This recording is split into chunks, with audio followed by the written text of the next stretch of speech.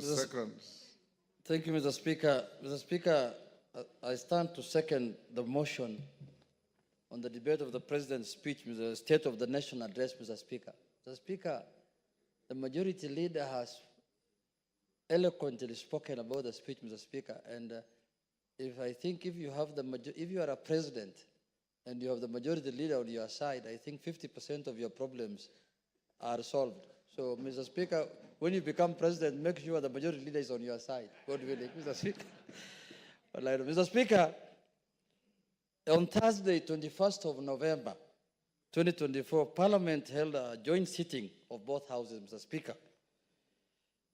And the President made State of the Nation address, Mr. Speaker, pursuant to Article 132(1)(c), which requires the President, Mr. Speaker, annually to report in address of the nation on all the measures taken and the progress achieved in the realization of the national values referred in Article 10, publish in the Gazette the details of the measures and progress under paragraph 1, and submit a report for debate to the National Assembly on the progress, Mr. Speaker, made in fulfilling the international obligation.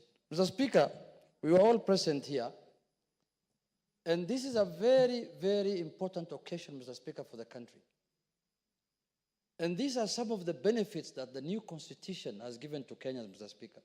You are a veteran, Mr. Speaker, member of this house. You remember in the old days, the president just used to come here to open parliament and address on issues that he feels he wishes, without talking about these issues that now Kenyans are expected, members of parliament are holding accountable the president, Mr. Speaker. And it is mandatory, Mr. Speaker, for the president to address the nation annually. It's a constitutional requirement. It is not a choice, Mr. Speaker. The only choice he has is to agree with you on the date that he will come here. But for him to come here annually, I am sure next year, God willing, at whatever time he will appear on this house to address the country on those issues, Mr. Speaker. Mr. Speaker, we must be alive to the fact that this year's national address came against the backdrop of certain unique happenings, Mr. Speaker. You remember in June this year, we had demonstrations, the so-called Gen Z demonstrations. We had the formation of the broad-based government, Mr. Speaker. And we had the historic impeachment of the former deputy president, Mr. Speaker. Those are historical issues that happened in our country the last 6 months, Mr. Speaker. And the president came to address the nation under the backdrop of those issues, Mr. Speaker. But one of the things that I picked, Mr. Speaker, from the address of the president is the cancellation of the Adani contract, Mr. Speaker. Mr. Speaker, Kenyans have raised issues on the Adani contract, Mr. Speaker. And it is very rare for the minority leader to applaud the president.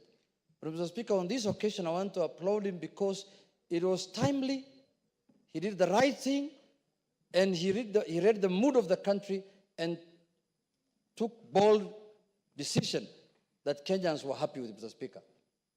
But having said that, Mr. Speaker, the cancellation of the Adani contract does not end our problems that we have in the airports, Mr. Speaker. Because, Mr. Speaker, if you are a regular traveler at the Jomo Kenyatta Airport, Mr. Speaker, personally, I don't believe we have an airport. There is no difference, Mr. Speaker, of that airport at the moment and the bus park of Migori, Mr. Speaker, where the matatus and the buses, people board from, Mr. Speaker. You driving into that airport, Mr. Speaker, you will not know where to start from and where to end, Mr. Speaker. If myself, I have a problem, I'm a Kenyan who regularly uses that airport, Mr. Speaker, what do you think of a visitor, Mr. Speaker? Who doesn't know anything about that airport? He knows nobody. You don't know where to park your car. You don't know where you're supposed to be dropped. Mr. Speaker, everything is leaking. The roof is leaking. You go there when it's raining. Mr. Speaker, I don't, my God, I'm praying to God that I don't appear there at a time like now when it is raining. Because it can be worse. You don't, Mr. Speaker, Kenyans must know, and I'm telling those Kenyans who gave their strong views on the Adani issues, Mr. Speaker, now to give views now on how they want us to transform the airport, Mr. Speaker. It can't be one-way traffic. If you say that Adani thing is bad, then now is the time that they should give us ideas, views on how to improve our airport.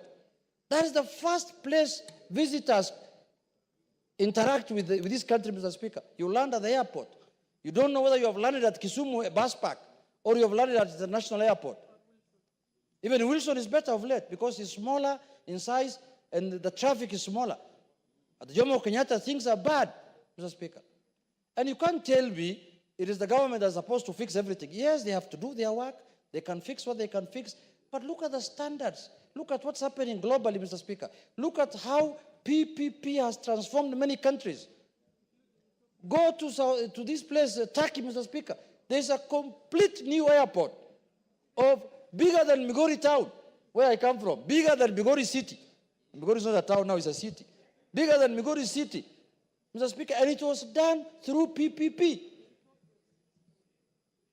We want to be a hub. We want to be the hub of this region. Look at what's happening in Ethiopia. Look at what's happening. And then our mind is fixated with issues that we think are them against us, who is doing this, who is doing that. I may not vote for Adani myself, but what I want to say on the floor of this house is that for those of us who are against Adani, let us now give alternative views. Let us now give you alternative ways that we can improve our airport, Mr. Speaker. We can't just be saying, oh, Adani was bad, without giving any alternative, Mr. Speaker. Mr. Speaker, I want to give you a very good example.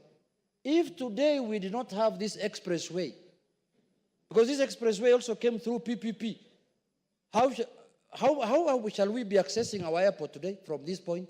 Today you can take less than 10 minutes to go to the airport. If this expressway was not there, how will you reach the airport? Mr. Speaker, these are hard questions we must ask ourselves. We cannot do politics at the expense of killing the country.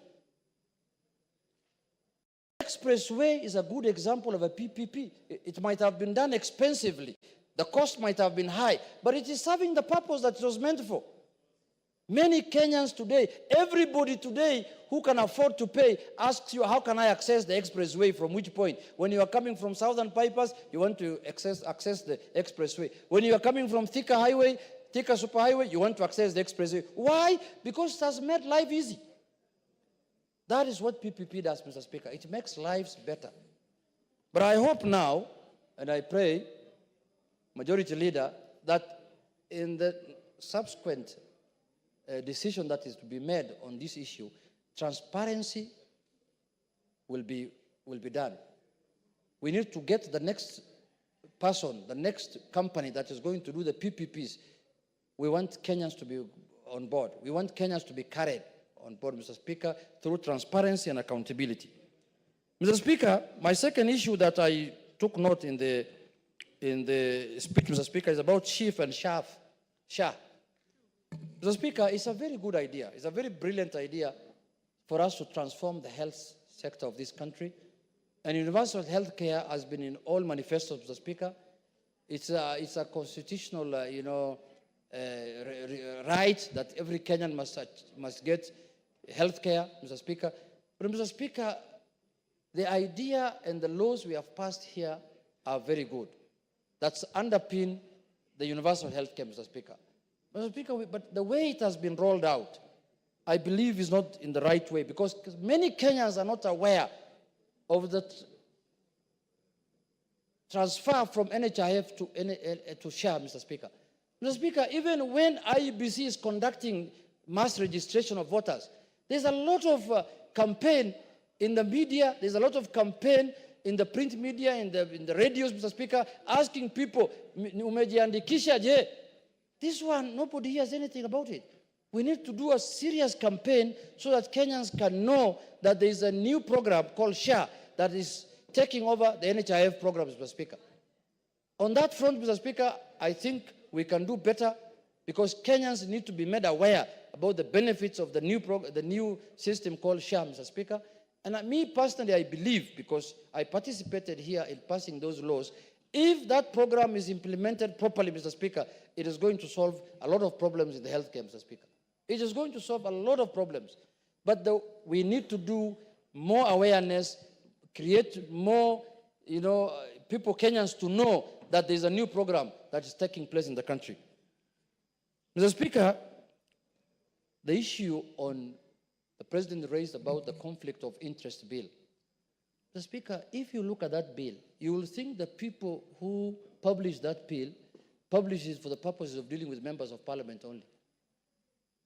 It's like a bill that was meant for MPs only, not other people, other Kenyans who are holding offices like CSS, PSS, parastatal heads. It was purely about members of parliament. The thing must be put in broader perspective. Everyone who is holding an office must be part and parcel of that conflict of interest bill. It's not members of parliament only who do business. Other Kenyans who are in high offices also do businesses. So when you are targeting certain segment of the Kenyan, leadership, they have to revolt. That is why in the Senate they did 20 amendments on the bill. That's why the bill now is in mediation committee. Mr. Speaker, we need to look at that thing holistically, because it looks like it was targeting. They thought people who are politically exposed are only members of parliament. No, anybody who holds an office that has been created politically, even the executive is a politically created offices. Those are PEPs. Those are politically exposed people. They must come into this public, it's called what? Conflict of interest bill. So we are going to look into that bill and make sure that all Kenyans who are in different positions, from the chief, from the sub-chief, all the way to the president, from the member of parliament to the MCA, to county officers, chief officers, I don't know what they're called, all those people must be part of this conflict of interest bill. If we are going to drain the swamp, let us drain it properly. Don't just target members of parliament here. Some of these people here are peasants. They are just farmers. They don't even do businesses. Some of them are butchers like Kimani Shungo. They are running butcheries, Mr. Speaker. So, Mr. Speaker, when you're targeting only those people, then you have ulterior motives. I don't know where that bill came from. But that is why it has not gone through.